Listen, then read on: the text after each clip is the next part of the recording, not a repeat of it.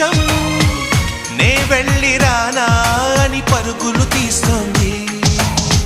వినలేదా మల్లెల కోసం పలికే ఆ తుమ్మిద రాగం, వింటుంటే తెలియని దాహం మొదలైనది ఇప్పుడే కొంచెం.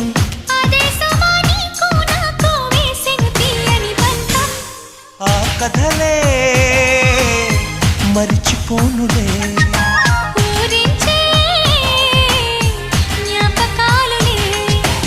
అందాల శ్రీమతికి చెప్పలేని అలకంట